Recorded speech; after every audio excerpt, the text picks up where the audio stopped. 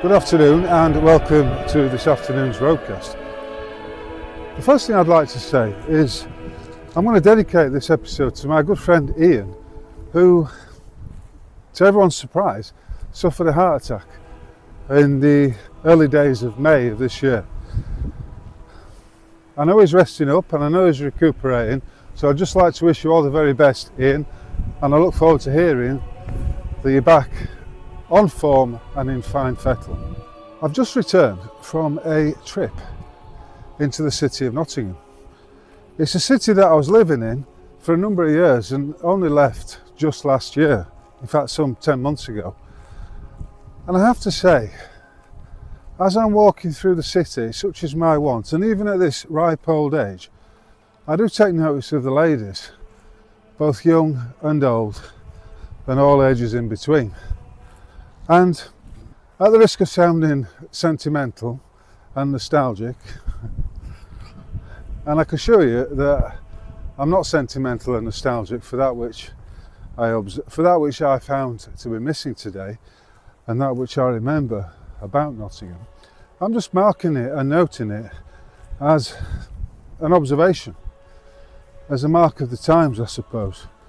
I first came to Nottingham back in the mid-80s, and right from the very beginning I'd heard stories about how lovely Nottingham women were, Nottingham lasses, and I suppose I was prepared for that.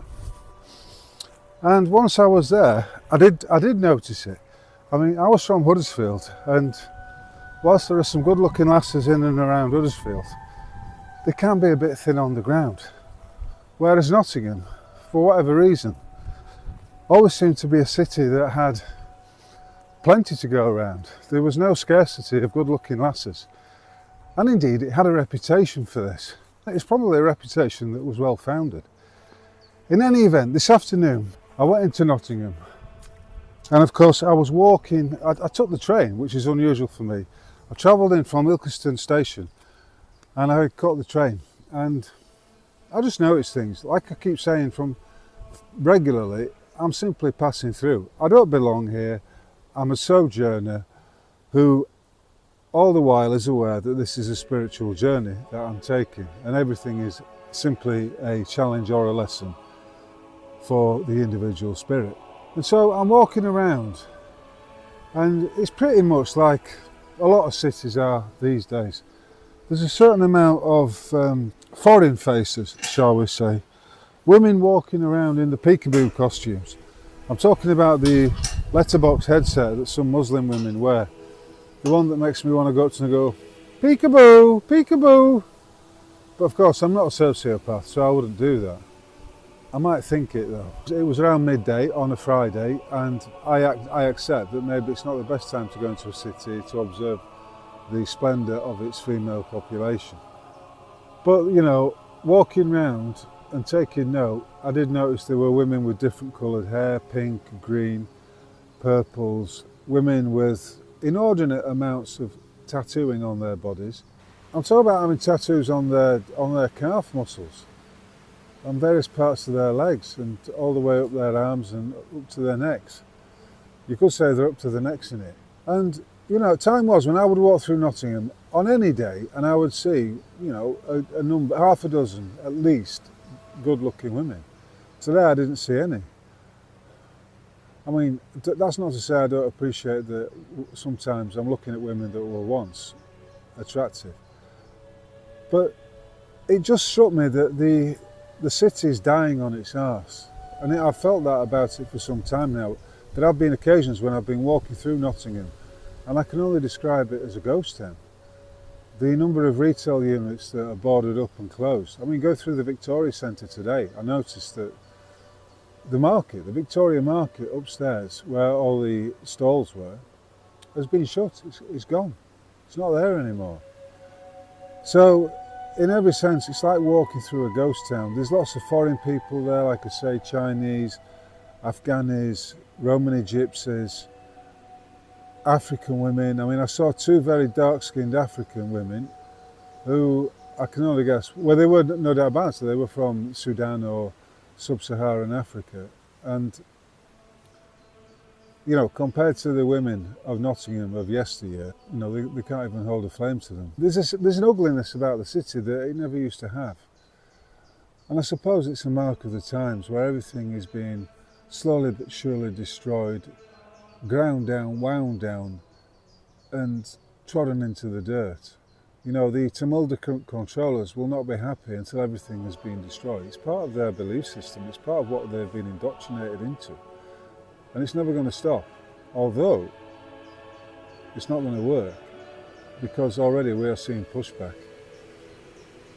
I wrote an essay this week, and I've been taking the time to write my essays out in long form, using a pen and paper before I type them up. And it has made quite a difference. It's reminded me of just how much I enjoy the physical act of writing and taking note. As I say, I'm just taking note. I'm just passing through and taking note. So I'm reminded of the Keats poem, Ode on a Grecian Urn, which has the two lines in it.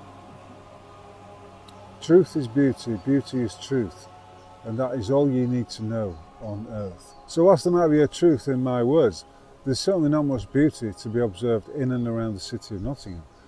That said, as I was walking back to the station, and talking of indoctrination, this is the finger of authority, by the way, and I noticed my son was doing it last week, as pointed out by my good friend Dan. Wonder where they got that from. Anyway, I was stopped by two smartly dressed young men. They must have been in the late teens. One of them was called Elder Ford and the other one was called Elder Christiansen, and they had their little badges on as if to affirm who they were.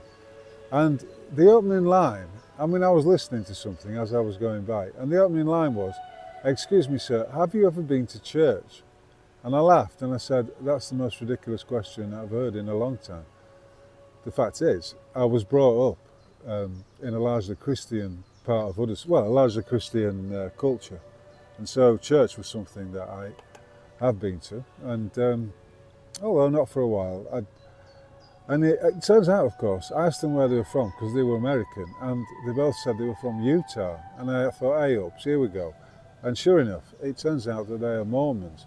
So of course I gave them my spiel about how, you know, I'm at one with Jesus Christ, I'm at one with the one true God, but I don't need any organised religion to tell me how things are and to encourage me to do the things that I'm doing. As I said to the two young men, Christian and what's the other guy? And Christiansen and Ford.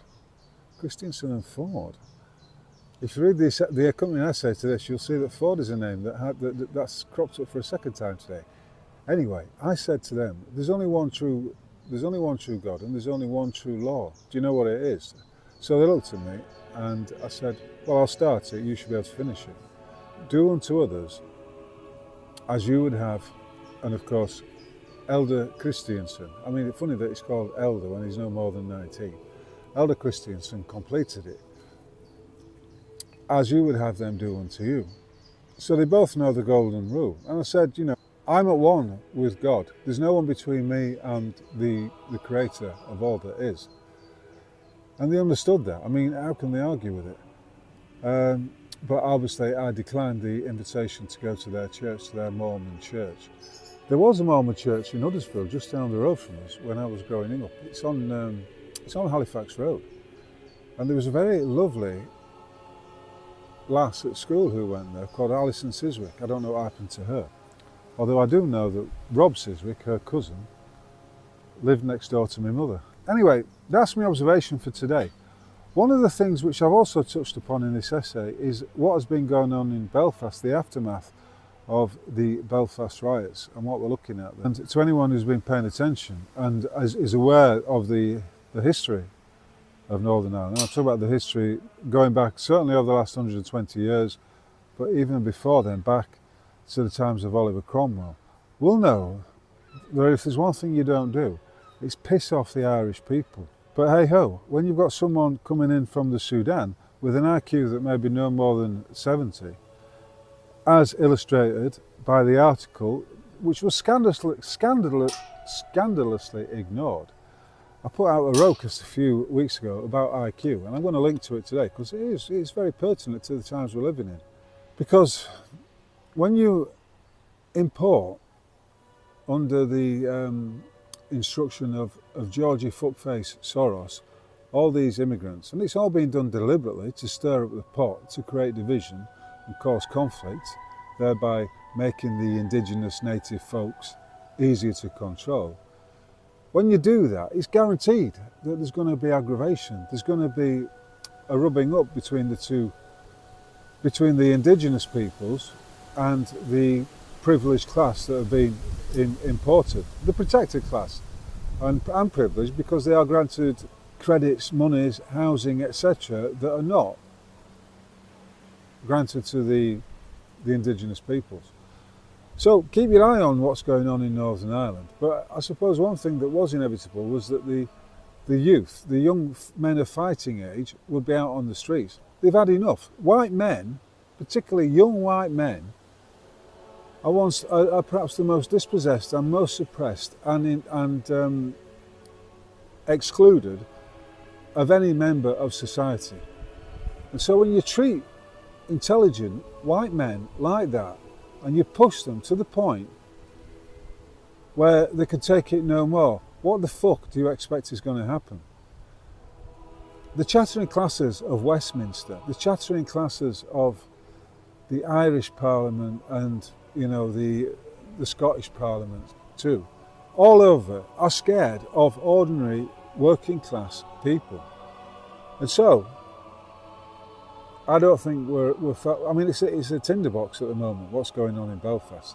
And I wouldn't be surprised if there's another spark which gets ignited. But of course, you need to remember that this is exactly what the Judaic Zionist controllers, as epitomised by George Soros, want to happen. This is what they've created. This is what they want to do.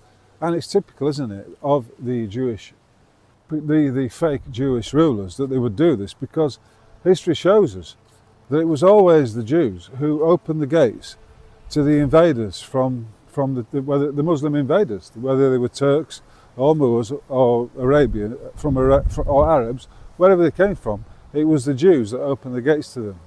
This is similar. It's not. I mean, the effect is the same. The technique, the way by which they've achieved it is slightly different. They've done it through unfettered immigration, which they've never had the ability to do before. So they've all come in through the back. I suppose they haven't really let them so much as in through the city gates as in through the back door. But of course, it's going to swing back. It has to. This is the law, one of the laws of nature. It's like a pendulum.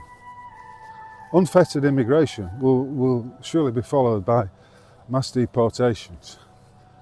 But in the meantime, there's going to be trouble, just as they want it to be. For the truth is the truth, and the truth is a beautiful thing. The ugliness comes with the lies. The ugliness comes with the importation of these two Trojan horses and the barbarians being at the gate. Yeah, so we had two Trojan horses, as I've written about in the article. One is the Judaic Zionist Trojan horse, and the other one is the Islamic Trojan horse. And both of them are, you may say, strange bedfellows, but in an article which I've written and which will accompany this roadcast, you'll see I've highlighted 10 similarities between the two indoctrination systems, because that's what they are, indoctrination systems. So, as always, thank you for your kind attention, and let me know in the comments below what you think about the 10 similarities, the 10 curious similarities between Islam or Mohammedism and the Talmudist Judaic indoctrination system. Cheers.